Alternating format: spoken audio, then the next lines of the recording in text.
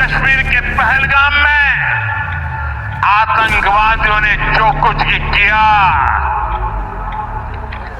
क्या भारत चुप बैठ सकता है? क्या मोदी चुप बैठ सकता है?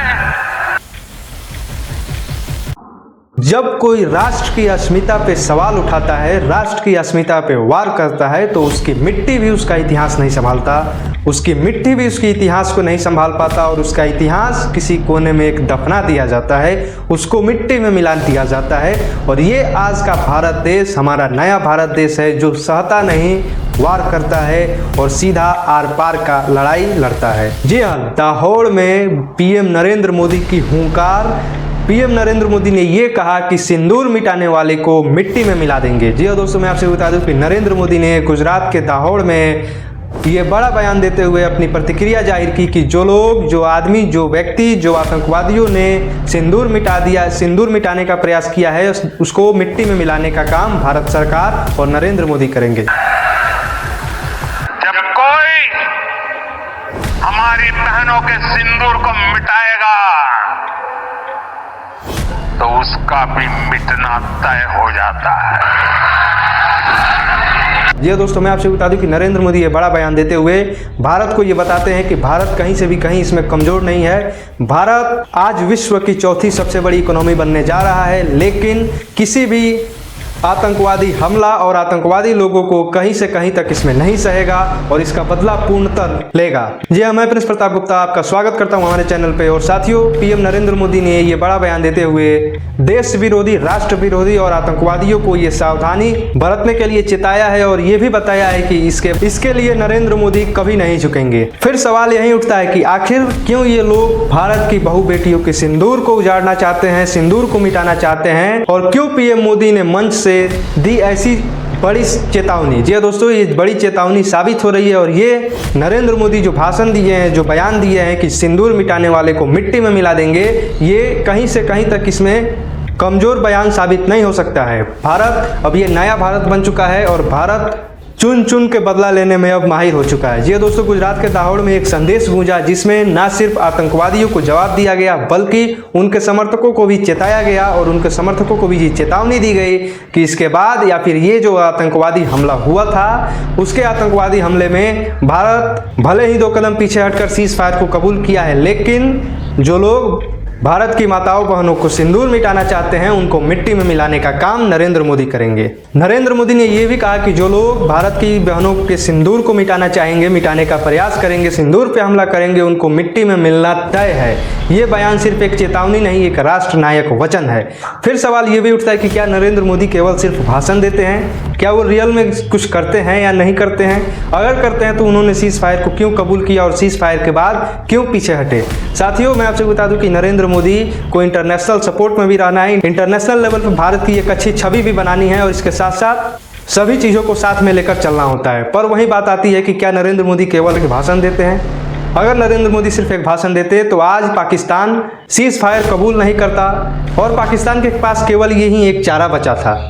पीएम ने यह भी कहा कि आतंकवादियों ने 140 करोड़ भारतीयों को ललकारा था, 140 करोड़ भारतीयों को ललकारने का प्रयास किया था, 140 करोड़ भारतीय जनताओं को कमज़ोर आंकने का प्रयास किया था और भारत में ही आपस में लड़वाने का इसमें प्रयास किया था।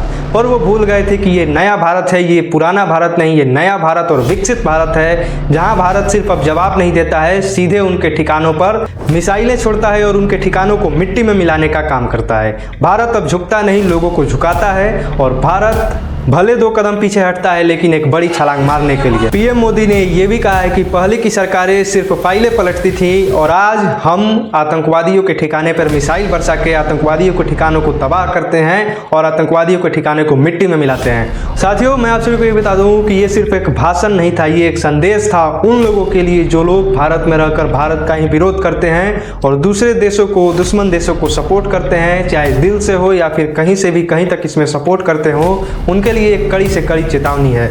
और जो लोग भी भारत के टुकड़े टुकड़े करना चाहते हैं, चाहे दुश्मन देश के लोग हो चाहे कोई लोग हो, उनके लिए भी एक कड़ी से कड़ी धमकी या फिर चेतावनी इसको कहा जा सकता है। जो हमारे त्योहारों पे सवाल उठाते हैं, जो तिरंगे को देखकर अपने पीछे हट जाते हैं, शर्म तकलीफ होती है, जो तिरंगे को देखकर जिन्हें तकलीफ होती है, उनके लिए सिर्फ अब जगह इतिहास में होगी और वो भी एक शर्मनाक इतिहास होगी।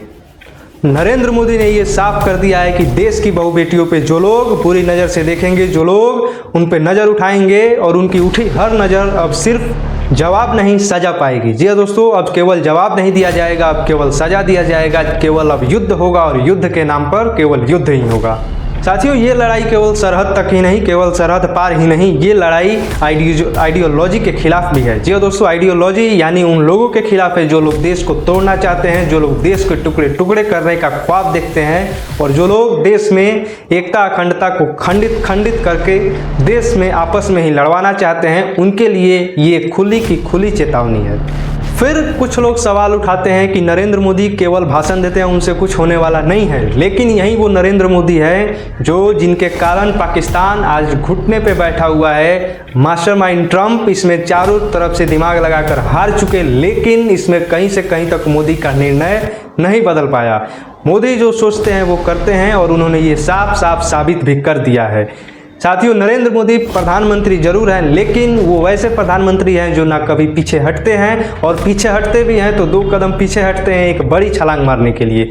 सीज फायर एक ऐसी ही साबित हो सकता है कि सीज फायर से भले ही भारत 2 कदम पीछे हटा हो, युद्ध को विराम दिया हो, लेकिन ये ज़्यादा दिन तक टिकने वाला ना हो और इसके साथ साथ पाकिस्तान की औकात, उसकी असली औकात उसके ही देश में, उसके ही लोगों के द्वारा दिखाने का इसमें काम किया जा रहा हो।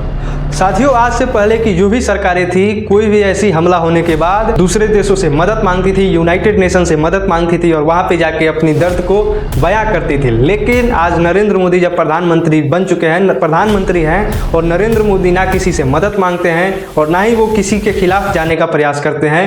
वो बस ये चाहते हैं कि जो लोग हमारे देश के खिलाफ बुरी नज़र उठाएंगे उनको मिट्टी में मिलाने का काम किया जाएगा। साथियों, हमारे प्रधानमंत्री नरेंद्र मोदी के बारे में आप क्या सोचते हैं, कमेंट बॉक्स में जरूर बताएं। और अगर आप भी इस नए भारत के साथ हैं और हमारे विकसित भारत को सपोर्ट करते हैं तो इस वीडियो को ज़्यादा से ज़्यादा शेयर करें और वीडियो को लाइक ज़रूर करें और कमेंट में ज़रूर लिखें कि हम भी मिटा देंगे जो भारत को मिटाना चाहते हैं। कमेंट में लिख कर ये बताएं कि हम भी मिटा देंगे जो भारत को मिटाना चाहते हैं। जय हिंद।